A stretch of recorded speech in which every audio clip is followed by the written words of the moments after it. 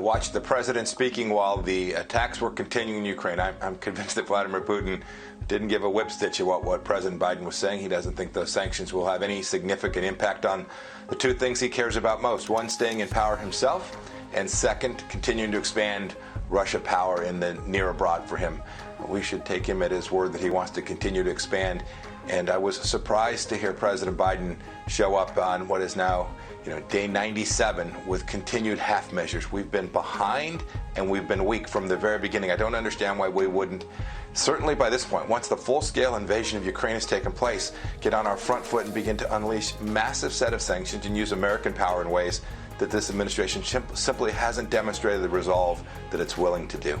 Former Secretary of State Mike Pompeo has weighed in on the escalating tensions between Russia and Ukraine. After President Joe Biden unveiled new harsher sanctions on Russia, he begs the question of if it's enough to deter Putin away from war. Well, Mike Pompeo doesn't think so. He tells Fox News he was watching the attacks in Ukraine unfold while Joe Biden made the sanctions announcement, and he's convinced President Putin didn't give a whip stitch about what Biden was saying.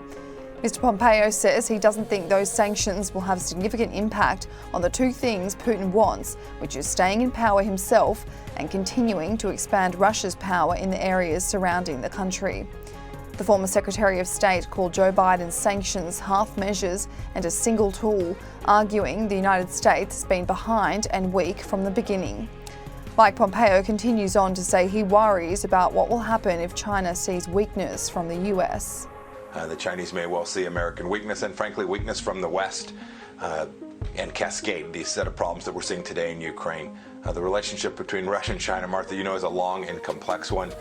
We should do the things that we can to convince Russia to look west. Putin's clearly chosen to do otherwise for the moment, but we need to be ever mindful that the Chinese Communist Party is watching and powerful, and the risk that there will be a secondary impact from what happened in Afghanistan. And remember the cyber strike that took down American pipelines, gasoline lines here in the United States, where we did almost nothing.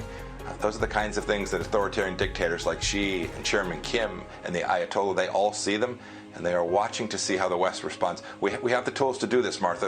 The West is incredibly powerful. We are a great nation. We need to show the resolve that nations that aren't in decline know how to do, and this requires presidential leadership. I was hoping for more today from the president. I'm rooting for him. I'm rooting for America. We have to get this right, not only for the Ukrainian people, but for folks right here at home.